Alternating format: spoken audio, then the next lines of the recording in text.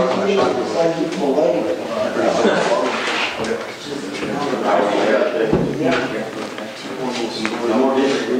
have a good hair day today, Bill.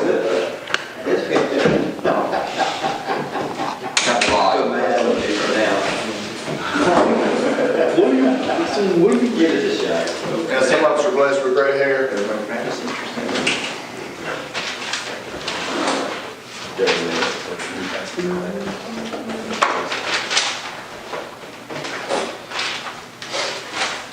Oh, hi. I got some stuff running around in my head on the end of what we talked about last week stuff. The creation, politics, economics, and spiritualities. Okay. And I had a thought come out of the idea that there is no matter without spirit and no spirit without matter in reality. We got to folks in science or pseudoscience that can come up with all kind of possibilities, hypothetical fiction stuff. But does it matter? And what does matter? What does when I say it doesn't matter, what does that make you think about? Not relevant. It's not relevant, okay? When I say it does matter, and I'm going to ask you about relevance. What's that? And we're going to do that in a minute too. It doesn't exist, just like it doesn't matter. Your purpose. Purpose, it doesn't exist. Is matter a noun or a verb? According to the way you use it. What It's that- down. I think of it as like matters and making up stuff. It's like, Okay. So a process, well, like matters and like what's in, like makes the statement. the stuff of it. Yeah. So that would be a noun. Yeah. Okay. I'm in the weird thought I was having, and I wasn't even high or anything.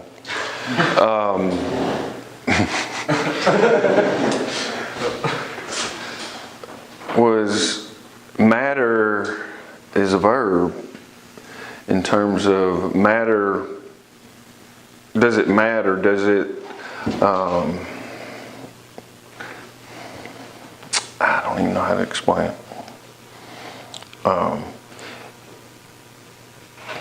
And this is in the context of us feeling lost in the fiction, you know. And there are all kind of forms. We have this drive as humans, I think, to be connected with something, to be. We feel broken or lost or disconnected, and we want to feel at one again, or, you know. And the way it seems to be is we want something to be in or to be a part of or whatever.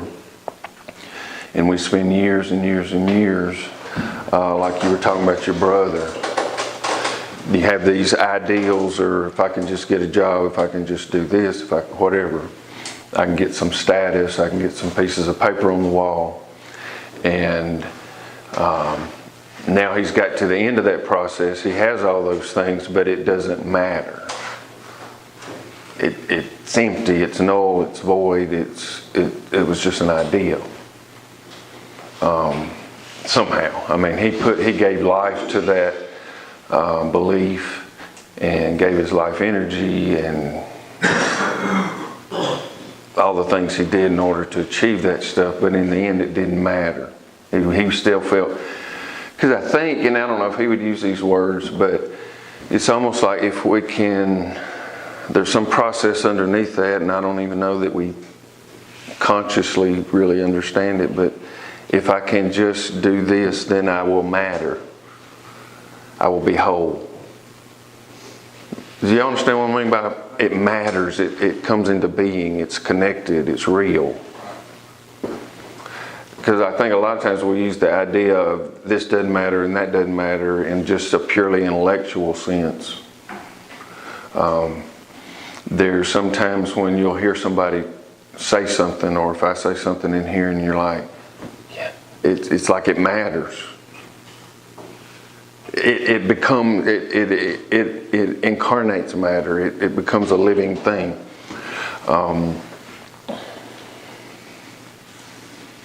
Because there are all kind of hypotheticals in science, but there are certain things that matter, like the golden ratio matters. Not that it's right or wrong or this or that, but it manifests. It matters. I hope y'all understand what I'm saying. Matter, like tree go tree. In the use of the word, just tell him no.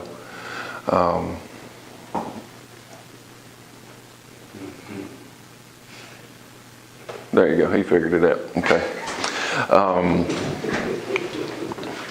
And no, he didn't. Next time, baby. See you.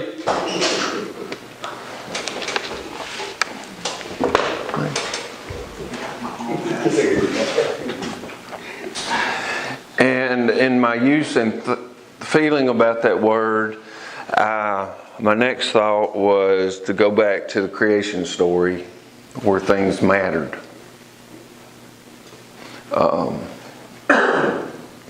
Where we have the first and second chapter. I don't know that I'm going to read all of it, but y'all have heard generally.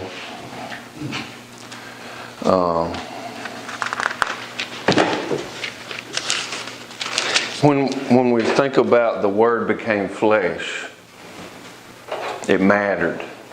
It became, it mattered. It manifested. Kind of. That's the idea I'm trying to get at. Genesis 1:1, in the beginning God created the heavens and the earth. Now the earth was formless and empty. Darkness was over the surface of the deep, and the Spirit of the Lord was hovering or brooding over the waters. And then God said, He spoke a word. And then He begins to separate the light from the dark, the heavens from the earth, the land from the sea. And it is a process of, as things are divided, they become more and more complex. Okay? Then the water, and then the land, and the lights, and the vault of the sky, and you got the sun and the moon. And then the water teem with living creatures, and then let the land produce creatures according to their kinds of livestock, and the seeds, and all that stuff. And then God said, at the very end of it, let us make the humans, that they may rule or steward over the fish and all that stuff. And then God created the humans in His own image, in the image of God. He created them, male and female, He created them. And God blessed them and said, go have fun. Be fruitful, increase in number, fill the earth. And I give you every seed-bearing plant on the face of the whole earth, and every tree, all that stuff. And then God said, all that He saw, all that He had made, and it was very good. And there was evening and there was morning in the sixth day. So you have a process where it's just kind of chaos or void or the nothing. And then God begins to differentiate one thing from another. And in that differentiating process, things become more complex. Try again tomorrow. Try again tomorrow.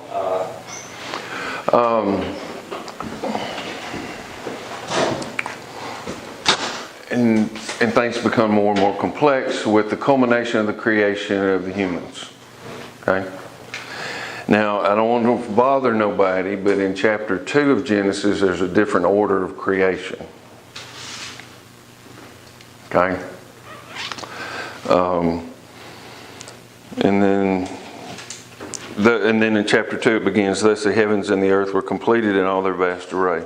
By the seventh day God had finished His work, and God blessed the seventh day, made it holy, and He rested. Okay. Then verse 4, it says, this is the account of the heavens and the earth when they were created, when the Lord God made the earth and the heavens. Now it says, now no shrub had yet appeared on the earth, no plant had yet sprung up, for the Lord God had not sent rain on the earth yet. But there were streams that came up from the earth and watered the whole surface of the ground. So you got like this dirt world, which is different than the first one. And it said, the Lord God formed the man from the dust of the ground and breathed into his nostrils the ruach, or the breath of life, and then the man became a living soul. The nephesh, I think's the word. It's been a long time. So it's not meat and it's not spirit. You're not a soul unless you're both. And that's the traditional Jewish understanding of what a human is. And later on, in the Christian theology, you had folks like the Gnostics that were just about, it's just the spirit. It's just the golden ratio, and it's just those kinds of things. It's just these natural processes, and it was kind of Greek, influenced by the Greek stuff. But in our creation story, we're not meat or spirit. We're not who we are until they are joined, incarnate. The golden ratio is manifest and matters in us, or the Word is made flesh. Okay? And the Word, the Logos, is a Greek concept that is basically foundational principles, what makes the universe work. And it's in that in which we move and live and have our being. Okay. So I don't think it's helpful. It can be fun and all that kind of stuff. I don't think it's helpful to try to figure out was this a literal thing or this is not a literal thing, because they're all dead and it's over, so it's not literal anyway because we're in a different now. The issue is, how is this manifesting or mattering in you one way or another? Okay? Because if it doesn't come down to that kind of nitty gritty, it's all just fiction anyway.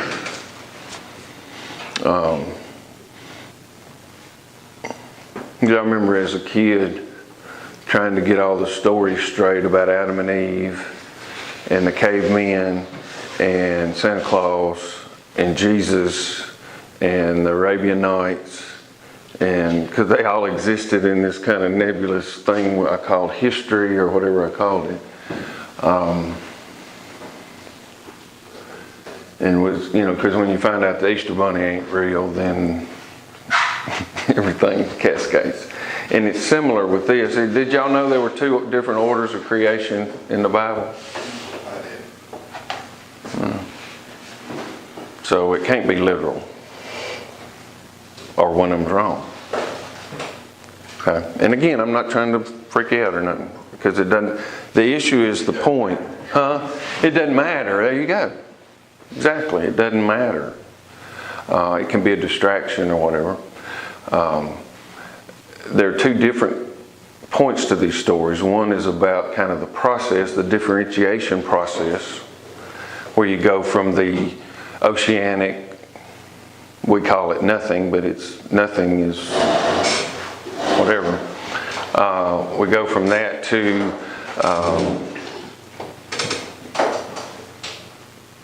yes and no and black and white, and all this differentiation comes down to a very complex operation in the creation. And in the second story, it has more to do, I think, about an existential,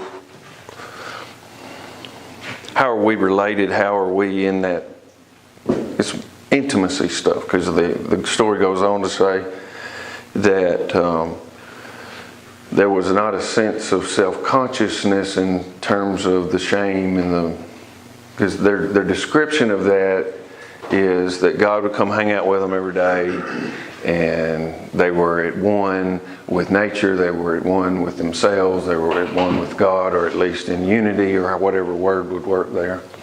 And God says, y'all can hang out here and do whatever you want to do, but if you go over there and do this, something's going to die, or you're going to die, is how I guess they interpreted it. But they were naked and unashamed. Revealed but not exposed. And they mattered. God mattered them. And whatever happened, or whatever kind of fruit it was, or whatever, the result of that process was they began to have a knowledge of good and evil. And it kind of reverse engineered the initial, what God did. You know? And even our intellect, our scientific impulse is to reverse engineer everything till we finally figure out what's the smallest thing, you know. And then we find out our knife is too big, we can't cut it no more. We got corks and shit. And so we're right back where we started, the mystery.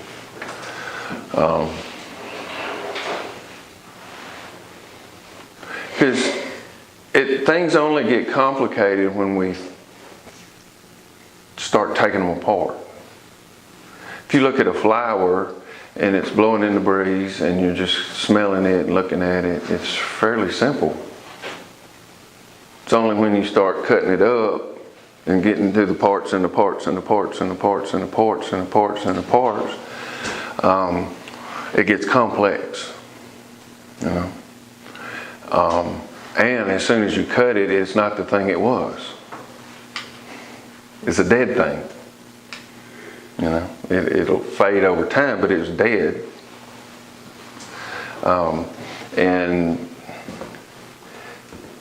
And I very profoundly have been feeling, thinking, experienced that as I understand this stuff, part of what happened with Adam and Eve, part of what happened with us, was we got disconnected from the initial. Our soul got disconnected. Wasn't our soul, because we are our soul, but the spirit got disconnected from the flesh, and our flesh and our spirit has been looking for a place to go back to be at one with, to feel at home in again. And there's a lot of literature about the lost Eden, and we all long for Eden. We long for that again. And there's a sense in which there's going to be a new, all this stuff. That's our hope and our stories. And as we've talked about the last couple of weeks, in some real kind of practical ways that actually matter, is we get lost in something that ain't real. And we experience dissatisfaction, we experience longing, we experience all kind of things that come out in our language generally as, well, something just ain't right. Things ought to be different. And y'all may say it different, but that's and that becomes the basic motivator for us trying to fix it here, you know.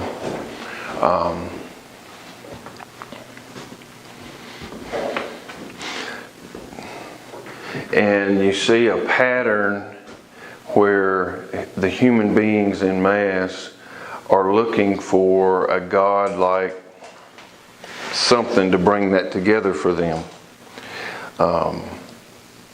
Whether it be through the divine, believing in the divine right of kings, or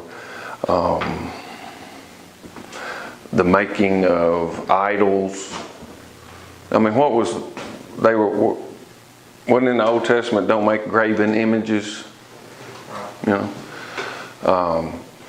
because they're just ideas, they're not real. But those folks, and like we do, I think, we're looking for something to project ourselves into so that we can feel governed or comfortable or whatever. And we get ourselves into this thing where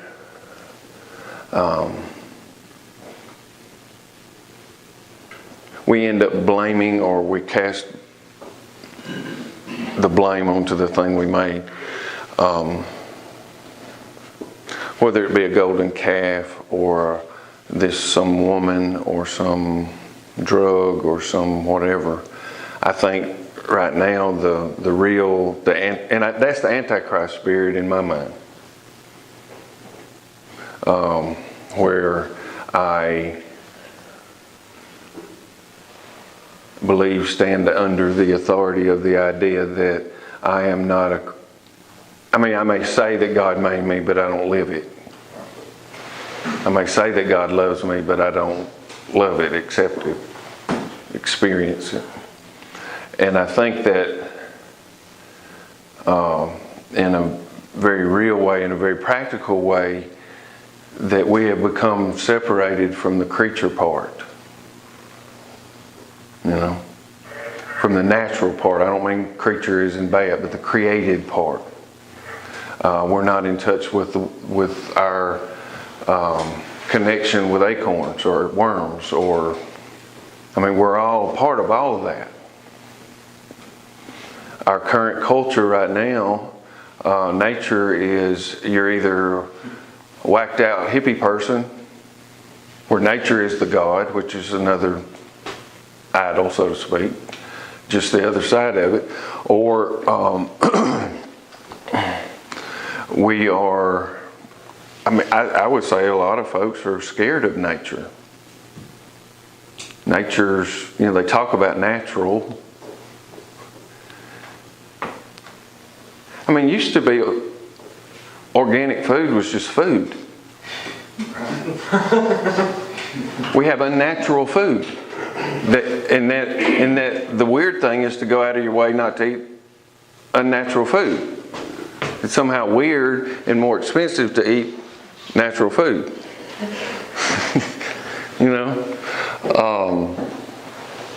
I read a little article a while ago, somebody had sent it to me about the benefits of just walking barefoot and being connected to the energy in the earth that God made.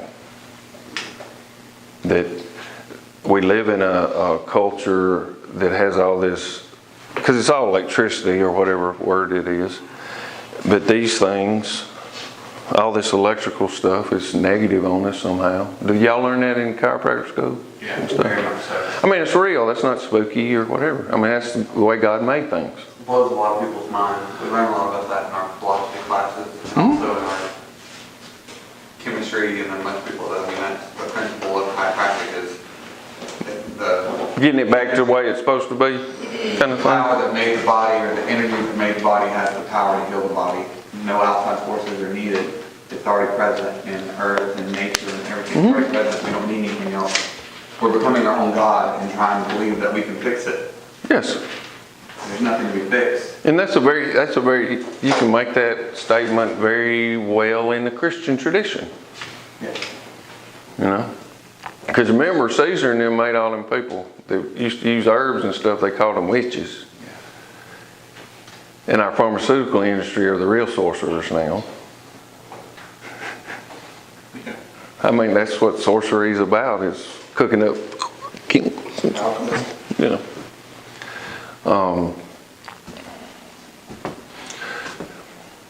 And in our experience and for our purposes, I'm thinking about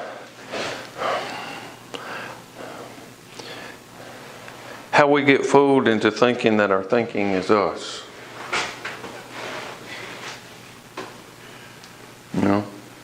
We're not taught to breathe. Unless you're a Buddhist, and they're going to hell, shaved ass people, because that's weird. And I don't know the history of it, but there seems to be the civilized governments have systematically tried to separate human civilization from nature in a lot of ways. You know? Cut your hair. Don't go to them voodoo doctors over there. You know, go to ours because they have white coats and a piece of paper on the wall. But they don't say they're doing, they're saying they're practicing because they're just, try this shit. And sign this liability waiver and then I'll give you some more, you know.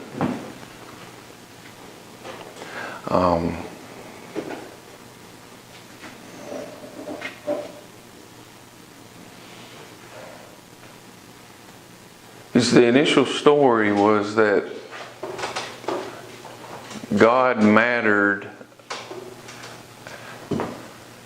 these creatures, the idea, the ratio, the logos, whatever all that stuff is, became incarnate in the body. And that joining of the spirit and the flesh created a soul. And I think it's as simple as to begin to understand or to begin to have some kind of transformation is much, much, much less about thinking correctly as being correctly.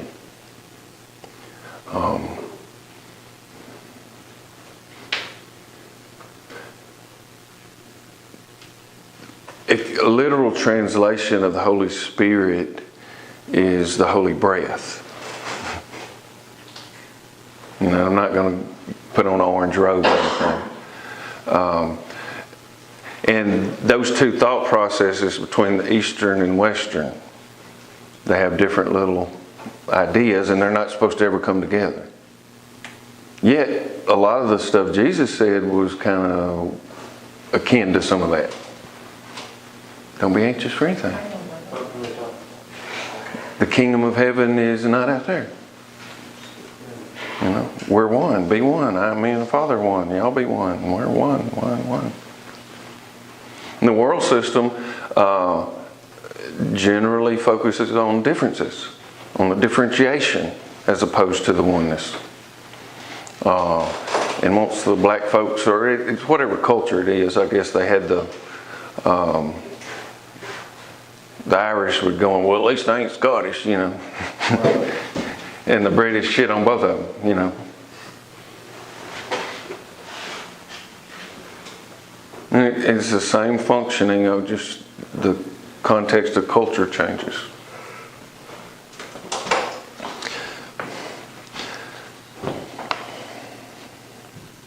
And a weird thing has been, and it may be my voices are coming back, I don't know, but I find I'm living back here more. I don't know what I'm about to say. Sometimes that's good, sometimes that's bad, I guess. And there's this trust that seems to be growing that every day I'm going to get what I need. Which I think Jesus said something about that. That I have all these worries, or I could have all these worries, and I do sometimes. And that if I give myself over to them, I'll be in the corner in a fetal position with my thumb in my mouth rocking, you know. But somehow none of that ever comes true in the way that I had imagined. And whether I had worried for 5 minutes or 10 hours, it would not have made any difference anyway.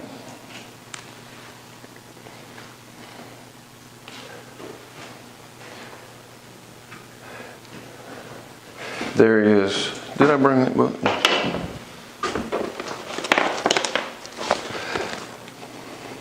There's a friend of mine who I've never met in the flesh that I love very much. She'll probably watch this one day. A sweet lady we call Kaylin. We've met through the blog.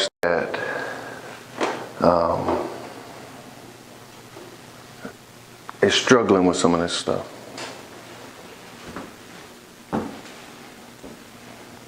And she was, when I first started putting all my stuff on the blog, out in the universe, she was the first person that clapped for me. You know, it's very sweet. I love her very much.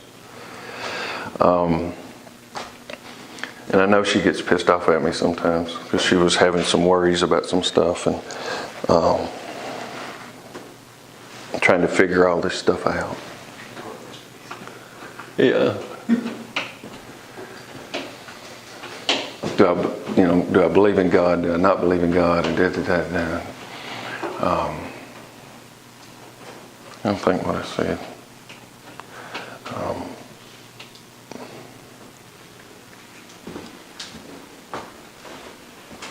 And what I would have her know is how fearfully and wonderfully made she already is. Has nothing to do with the story, your experience to date. And I'm not preaching to you, baby. I just want you to know I love you and it's already all right. Okay? And then you can send me an email and cuss me if you want to.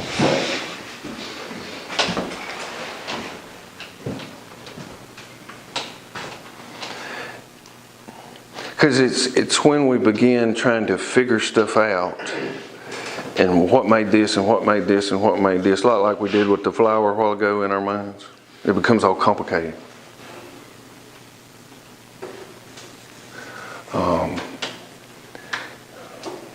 And it creates anxiety. I got to cut some more. I got to cut some more. Why do I do this? Well, because of this. And why do I do this? Because of this. Well, where Uncle Harold was this, and his daddy was this, and before long we're right back in the garden, sitting in the bushes with shit in our pants. You know, it doesn't matter how much you cut. If you feel like today I'm ashamed, I'm bad, I'm whatever, and then well, why am I like that? Before long, if you take that to its end, you're going to be right back sitting in the garden,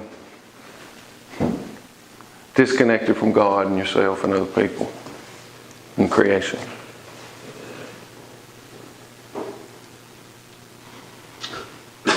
Is this boring or y'all is it making any sense? Okay.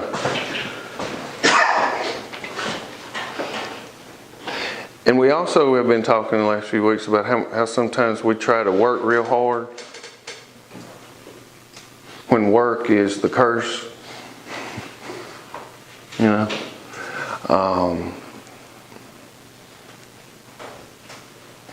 And Jesus says stuff like, why y'all take my thing on you? It's light.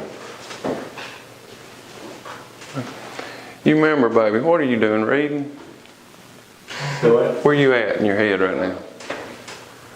I ain't on you, just talk to me. Yeah, just in Genesis, I just looked down for a second. I ain't mad at you. Something you said made me want to read where you're looking at in Genesis. What? Well, I don't remember specifically. I think that's why I looked What feeling did you have? What was?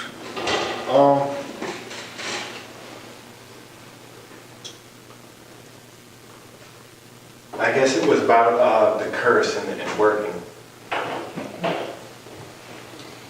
Because there wasn't no work till after they started cutting things in two.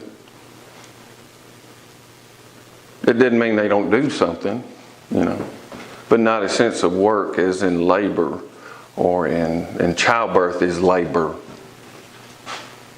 You know, it's not easy no more. Things got hard. You get briars and shit instead of good stuff. And the natural order became kind of the enemy to be dominated. At least in our Western idea of theology. Dominated. Bitch. And then the hippies go, she's not a bitch. Quit calling my mama a bitch. I mean, it's the same old stuff. Talk about my mama like that.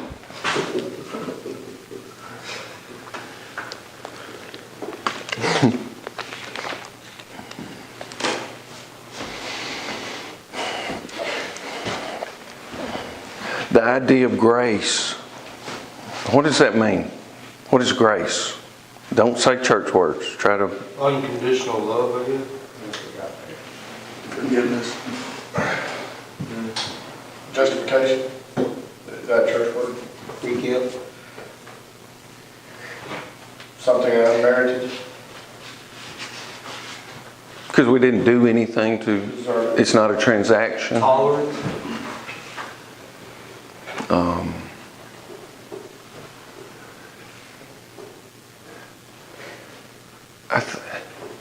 Undeserved. Grace.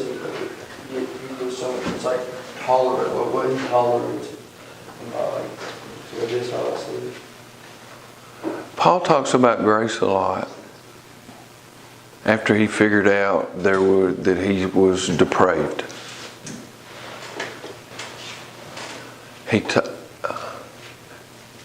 He figured out he didn't make himself. And I don't know if he would say it this way or not, but there was a certain sense in which, well, he did say it. And he's not going to fix himself. Because he didn't make himself. That's grace. It's not, oh, you poor baby. You stole my shit, so I'm going to let you go. That's not what I'm talking about. The whole existence in the initial garden was grace. They didn't do nothing for it. They didn't have to do nothing to keep it going. It was only by their doing that they screwed it up, so to speak.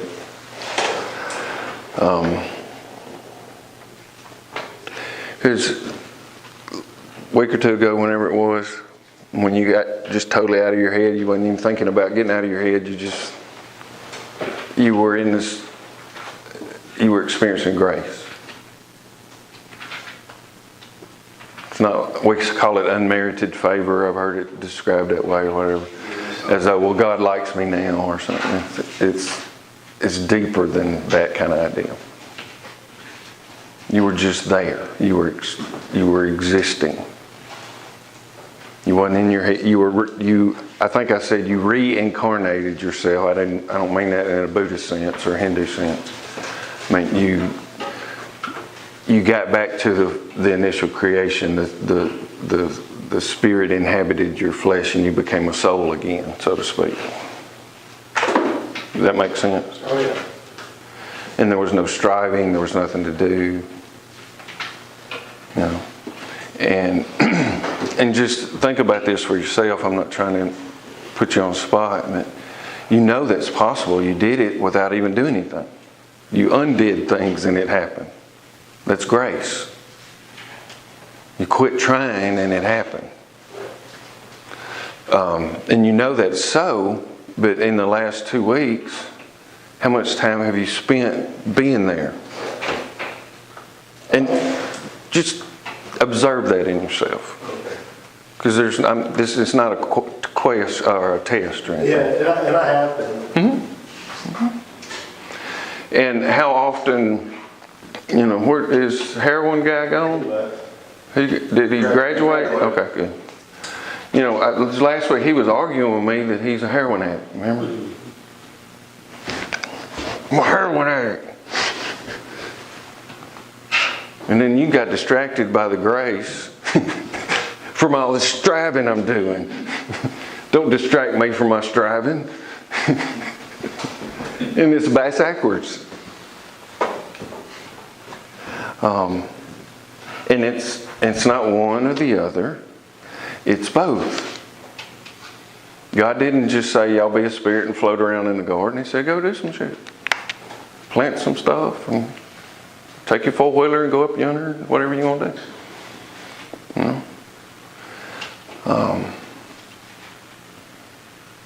Because it's fun, it's life, it's what is, it matters. And there's, I don't even know how to say it yet.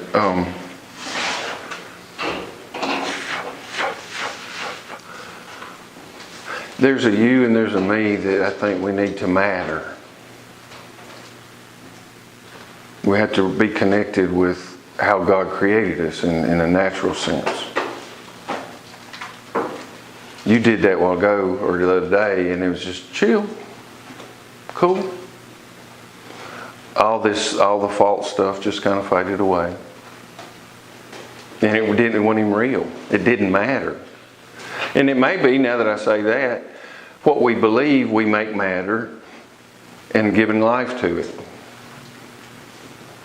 You know, if I'm a bad boy, if I'm a this or if I'm a that, my belief, and I believe it and give myself to it in an idolatrous kind of way, I make it come to life. If my daddy said this, if my mama said this, if I'm born here, born there, and that's my belief, I make it matter. I matter it. And when I matter that which is false about me or not who I am not living in the natural creation of God. Somehow.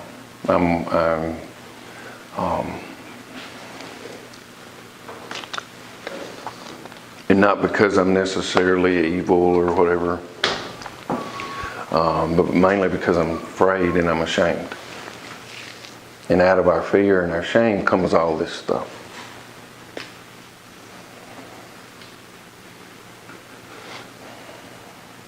There's y'all ever heard of a guy named Leonard Cohen? You read Hallelujah. Hallelujah. It's a beautiful song. But they sing it in church all the time, but they don't sing the part about Bathsheba putting it on him in that chair usually. And Leonard, he kind of mixed up Samson and David and all that kind of stuff, but it was kind of... Y'all know that line? She tied him to that kitchen chair. Something, shaved his hair and drew from him the broken hallelujah.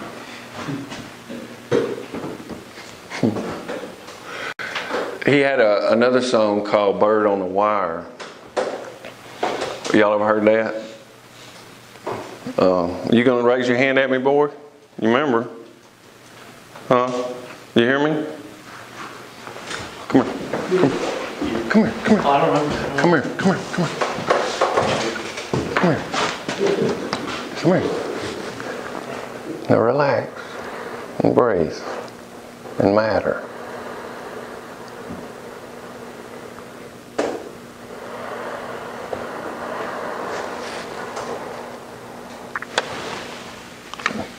Sit down.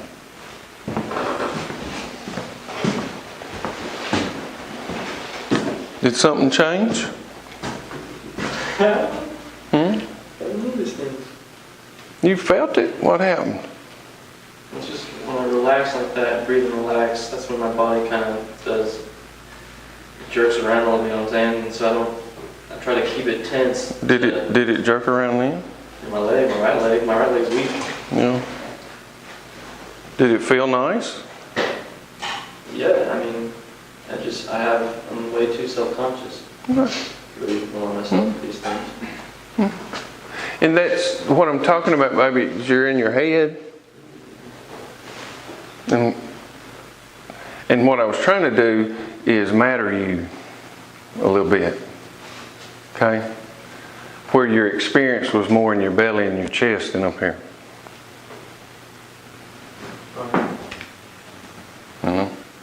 Because we were talking a while ago about Jesus wanting to come in and dine with you and shit. If you ain't in here, he gonna be eating by himself. You know, where's he gonna go? He ain't gonna. Is he gonna get up in your ego and talk? You have like pretend tea party or something?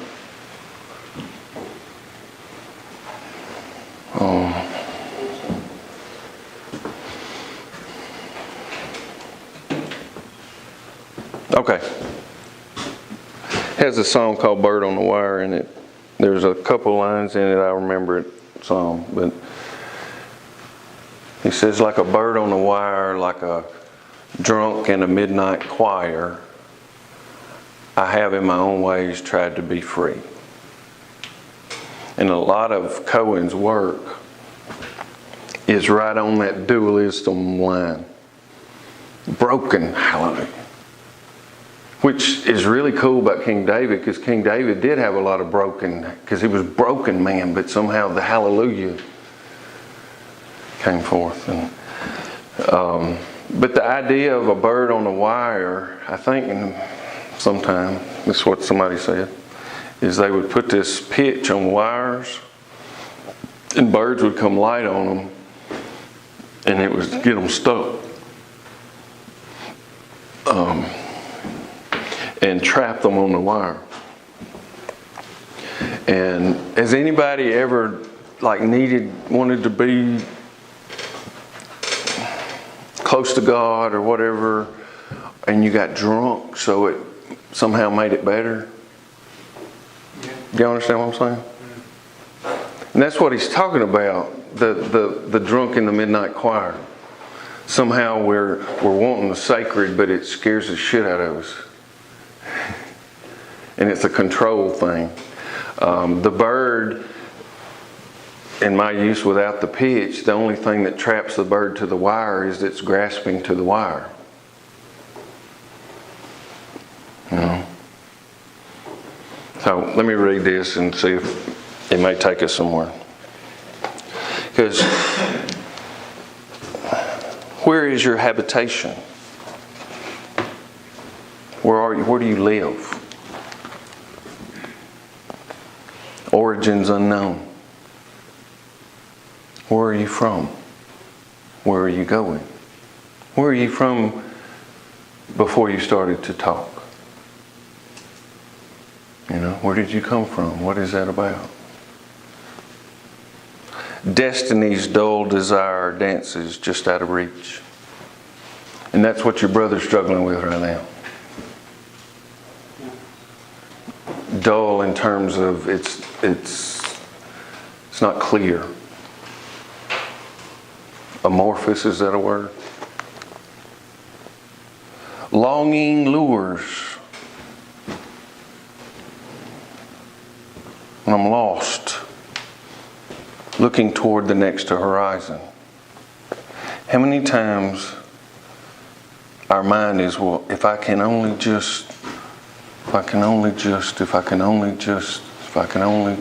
and I'm lost looking out to the next thing. The drama of I played out once more. Familiar plots and themes and resolutions mingle with matter. Spirit and form and substance coalesce. Life again given to the play, the fiction. And like a bird on the wire held by grasping feet, like a drunk in a choir, finally at rest, secure, safely stoned, and at one with the sacred. Fleeing, frightening freedom. Y'all hear that? Something about freedom frightens us. When the stories we talk about and tell say the will of the Creator is our freedom, not our servitude, not our bondage, but something in us, we're afraid of that. Yeah, but I need to go read this, or that if I'm button, there's no grace needed. It's transactional. Does that make any sense? There's nothing I can do to win my freedom.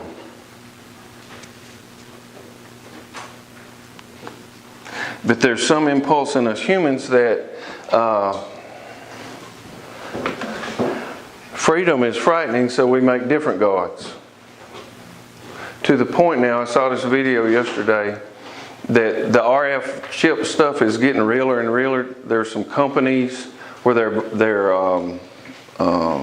employees are volunteering to have a chip implanted in their hand. And you got them on the news going, "Oh, this is cool. You can, if you get lost, the dog catcher can find you or something, whatever." But they started with that. And technology in itself is not evil. That's not what I'm saying. But that impulse of wanting somehow to be free in the blob or in the Borg. My freedom is I don't have to make decisions anymore. I get told what to do. I ask Siri how to wipe my ass. It's almost like, where's my phone? It's like, Antichrist? How do I get to Shipley's Donuts?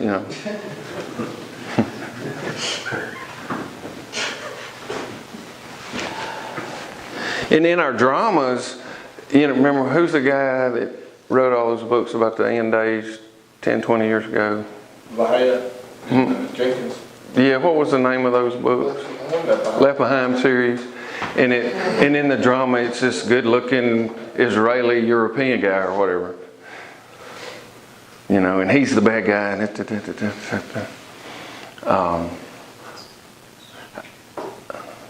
But I think even Paul said, or did Jesus say, there's the spirit of Antichrist is here now. I mean, there's not, there's this guy and this guy. It may have been Nero they was talking about or whatever. But the Antichrist spirit is our fear of freedom and grace and God, I think. And our attempts to create a different God that we can have transactions with. I'm a good boy now, so you owe me. Or I'm a bad boy, so come beat my ass. That's totally outside of grace. What, boy? Talking about grace, I know recently for me, that's what I've realized that's what my struggle has been. I didn't realize it until recently, is living under the law and living in grace. And I like to dance around that fine line of, I'm in God's grace, I'm under the law, I'm in God's grace. Because being under the law gives me some sense of control. That somehow my salvation, or whatever you want to call it, is I'm in control of it. And like my religious mind is like, well, I'll give God 99%. Yeah, I'm living under grace. Okay, let me take it a different place. At 1%, I'm still controlled. You're practicing that with me, and it scares the fuck out of you. Yeah. When I say, the only way to please me is you quit trying to please me. That's the terrifying nature of grace. You hear me? Because the other is transactional. Well, I got your tea, and which is, I love it. It's sweet, okay? It's not. But I'd rather you be reincarnated than me not have to go get my own tea. Y'all hear what I'm saying? That's the same fractal pattern. Because that's where it comes down to, is how am I working this out? Not what I believe, not what I...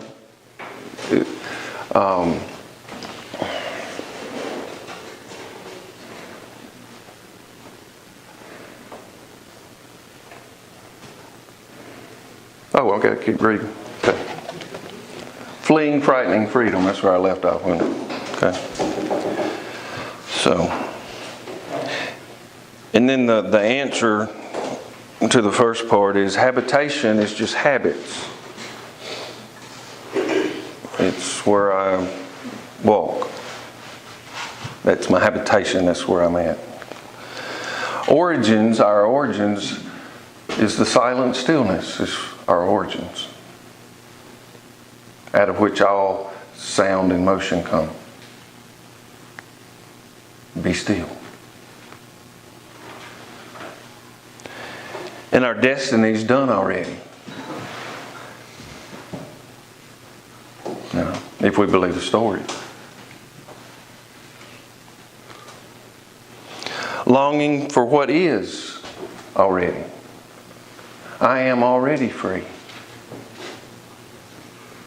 Through the grace of God, I'm already free. Not by something I did or didn't do, or say my magic formula right.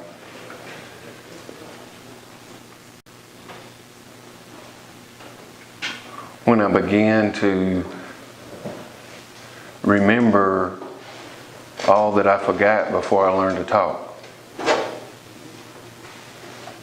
Before I got so clever. Before I became a Baptist or a Republican or a Democrat or Alabama or Auburn or a Ford or a Chevy or a Coke or a Pepsi or a black or a white or a that, and every time you divide it, it gets more and more complex, more complicated, more complicated, more complicated.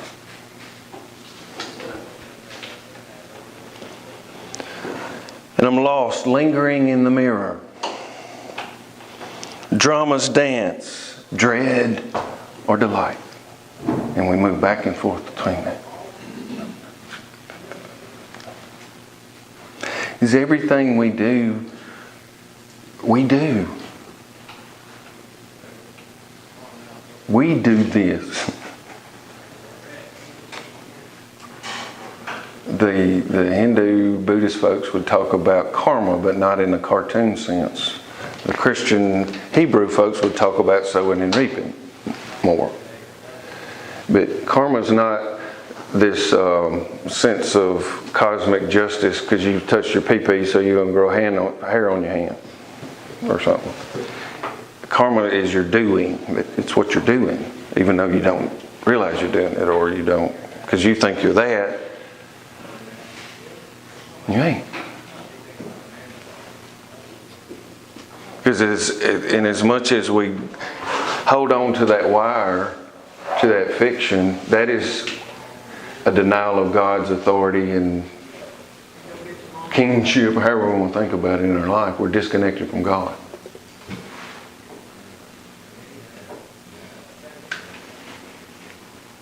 And this process I'm talking about, we can't get there by thinking about it, because it's the opposite of that. Thinking, it's more about letting go and experiencing your natural self. In some of my terms we could argue with, but that's not what I'm not trying to find the right exact word for it. I'm trying to give you more of a feeling.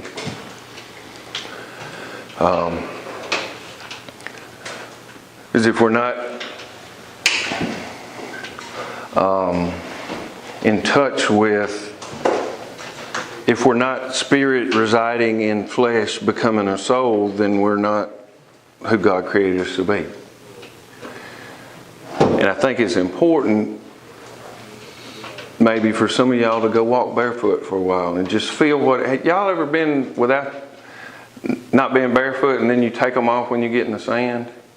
And you can feel these electrical impulses running up and down your body. It's not a head game. Or when you walk out in that grass. I mean, it's real. But in our backward sense, we go, that's magic, that's spooky, that's, God made it that way. You know? Breathing. It's one of the, can teach you about grace. You didn't even make the desire to breathe. Much less the air and the lungs and the will. And you can will to breathe, but it'll happen whether you think about it or not. If you think about it too much, it'll drive you batshit crazy. Well, I need to breathe. What if I forget? It's just, you know. That's grace.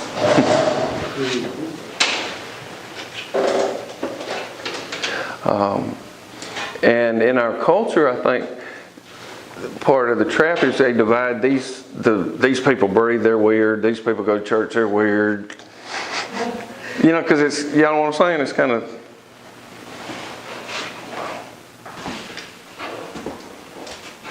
at least that's what's is helping me, I think. It feels better anyway. You know. And experiment with it if you want to. If you don't, that's fine. But it's not, I need to meditate because that'll help me get better. That's again trying to do something. What you did a couple of weeks ago wasn't a job, or what you've been doing. It's not, well, I need to go make myself calm. It's not that.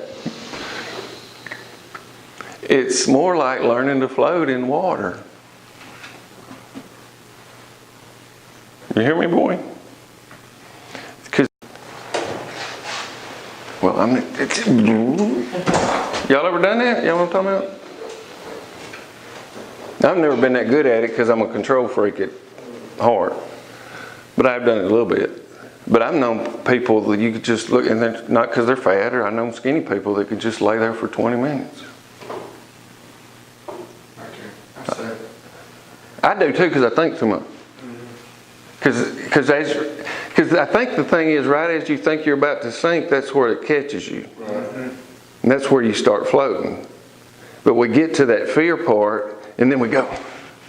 We never quite surrender. Does that make sense? I don't know if it has been so in the times that I was able to do it. And you just kind of, because the water's like right here when you're floating. You know, and there's a certain buoyancy ratio with your body and the water, I guess, because, I mean, we're 80 whatever % water. Natural world stuff. And I think that once we remember what we forgot, then we can go and do stuff in the world based on who God made us. Not because we're trying to get a piece of paper or this, that, or the other, but in a similar way, God made acorn trees. And they go do acorn tree. And there's a process with that. And God made a teal, whatever that is. And God made a you.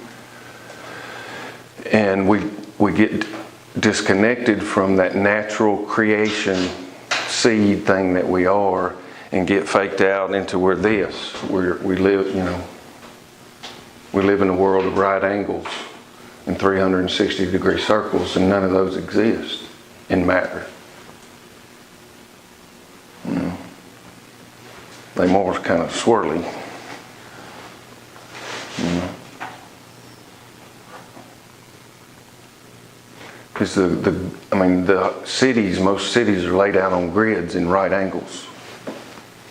The buildings on grids in right angles. It's not natural. It's not bad. I'm not saying it's bad, but it's not natural.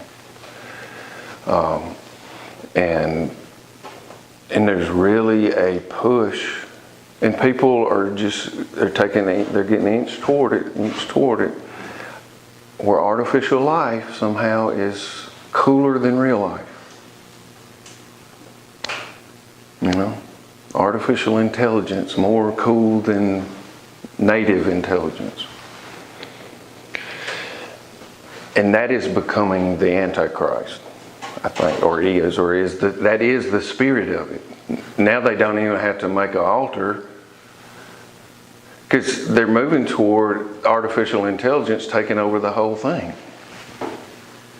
And you'll have a TV that's watching you, a refrigerator that's saying how much milk you're drinking. Smart technology. Well, smart for somebody. There are a lot of people, people are getting led to give themselves over to this thing that is no thing. It's a thought. There was an article about the Google bots started talking in a language that humans couldn't understand last week. So they shut them down.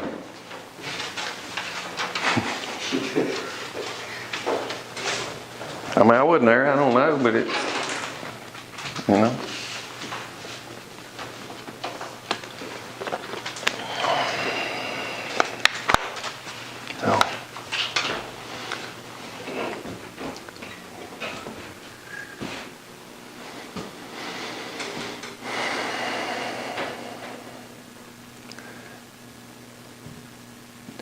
When you are not the addict, you are not sinning. Whether I'm addicted to my culture or to my this or heroin, it's all the same shit. Because you was bad 3 weeks ago. Right? When you come in here, it's like death. And Brian's ass, God. Saying, you're gray, boy. You know, about to throw some dirt in his face.